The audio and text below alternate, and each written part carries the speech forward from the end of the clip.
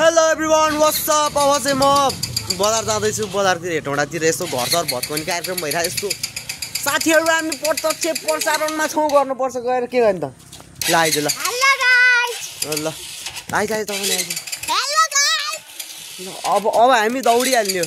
तपाईँ आयो तेरो ल ल अब हामी गएर साथीहरू हामी प्रत्यक्ष प्रसारणमा छौँ। मेरो धेरै पछि भ्लग आउँदैछ। ल लभली भ्लग लभली लभली साथीहरू हामी अहिले पनि प्रत्यक्ष प्रसारणमा छौँ। पहिला हामी एसआइडी पनि जान्छौँ औद्योगिक क्षेत्रबाट हेर्दै जान्छौँ।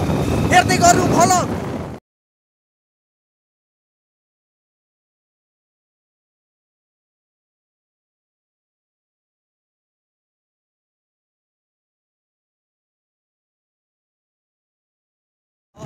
अब हामी लगभग आइसक्यौँ होइन। यहाँ अगाडि चाहिँ औद्योगिक क्षेत्रमा हो। हेरौँ डोजर चला यस्तो भत्के हेर्न आयो भने त के हुन्छ यार टाइम पास यस्तो। हजुर अहिले चाहिँ यहाँ अब फेरि भत्काउने काम सुरु भइसकेको छ। म तपाईँहरूकै एकदम ह्यान्डसम र स्ट्रङ पत्रकार छाडा प्रसाद गाडा बोलिरहेको छु। म दुई शब्द यहाँ चढौँ न मजा आउँछ होला सोधेर।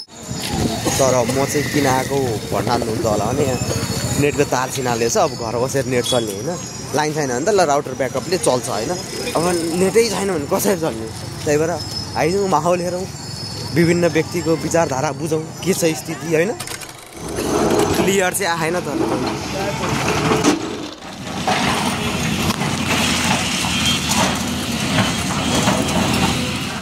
हिँडिरहेको छु होइन। औद्योगिक क्षेत्रबाट माथि रातमाटेतर्फ जाँदैछौँ हामी चाहिँ। यताबाट गइरहेछौँ प्रत्यक्ष प्रसारणमा छौँ साथीहरू। ल यो चाहिँ अब हामी चाहिँ माथिबाट तलतिर जानु लाग्यो होइन। अब त्यो अघि नको डोजर मासतिर आइरहेको छ। हामी तलतिर जाँदैछौँ। म चाहिँ गइहाल्ने हिँडिहाल्ने। अब हामी अब एक रिपोर्टिङ चाहिँ हामी बेलुका पेस गर्छौँ होइन। ठिक छ त्यही पनि। अब यो यसरी भत्काएको चाहिँ हजुरहरूलाई चाहिँ के लाग्छ होइन। तर मलाई चाहिँ एकदम ठिक लाग्छ किनभने योपालि कहीँ कतैबाट केहीको दबाब छैन। फ्याट यो अहिले भएन भने कहिले नै हुँदैन थियो। यो हुन त धेरै घर भत्काएको छ त्यो नराम्रो। तर पहिल्यैदेखि नोटिस आइरहेको छ। यो एसियन हाइवे हो नि त यो त जाने। अब यो सारा संसारको नजर पर्ने ठाउँ हो नि त। यो त दृष्टि आउने ठाउँ हो। त्यही भएर चाहिँ त्यो ठिक छ। अब विनाश नभए विकास हुँदैन। यहाँको स्थिति ठिक छ। त्यस्तो लफडा सफडा केही पनि छैन। अब हामी सिधै बजार सिधै सिटी सेन्टर एरियातिर जान्छौँ। ठिक छ जाने गइदिने अब के गर्नु। यो अलिअलि भत्काइदियो क्या यस्तो ठसक पारेर। तर आफैले भत्काउनेहरूलाई राम्रो छ किनभने जस्ताहरू त जोकिन्छ नि त। आफैले सरक निकाल्दा जस्ता रड त्यो राम्रो कुरा हो। अब यहाँबाट चाहिँ स्थिति अलि भयानकै जस्तो देखियो। सबै ब्ल्याङब्लुङ भत्क्या होइन। ब्ल्याङब्लुङ भत्क्या ब्ल्याङब्लुङ।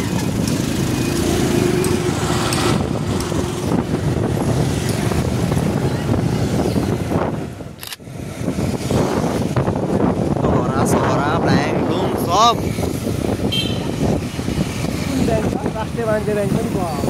राष्ट्रिय वाणिज्य ब्याङ्क त होइन नेपाल ब्याङ्क चाहिँ। तर अहिले अलि भत्काइन हाल्ला ब्याङ्कहरू अहिले अलि भत्काइन हाल्ला।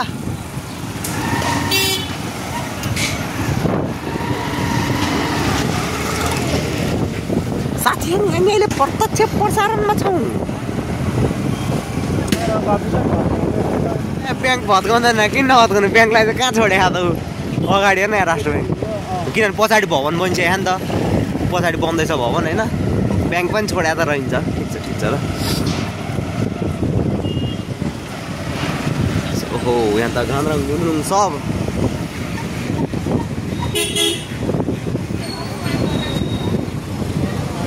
त्यही बिचबाट आएर बाइक बिग्दै स्टार्ट पनि भइरहेको होइन। अब खाटा हुन्छ हुँदैन यो बिग्रिहाल्यो बाइक चलाउनु।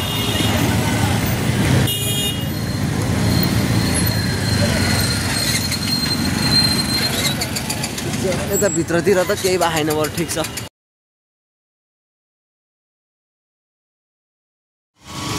यो त गभर्मेन्ट ठुलै खाल्टेको पारेको त।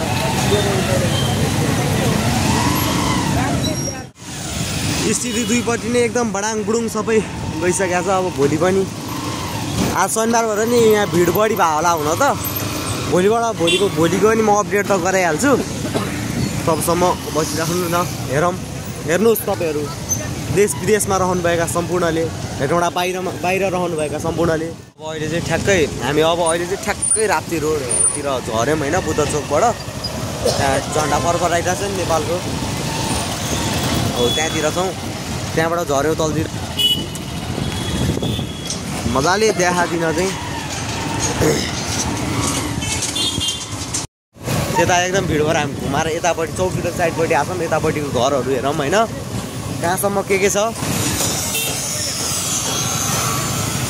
क्रमहरू सारी छ हो त्यो त आधी त छतै छैन त गार्लामै छ त हामी चाहिँ डुलेर फर्किसक्यौँ अब भोक पनि लाग्यो होइन अनि घर जान लाग्यो अब चाहिँ भोक लाग्यो कि कहाँ खानु पैसा नि छैन मैले त पुँजी टाँट होइन अब चाहिँ घर जाने आजको लागि यति नै भोलि फेरि अर्को अपडेट दिनुहोस् गाइस बाइ बाइ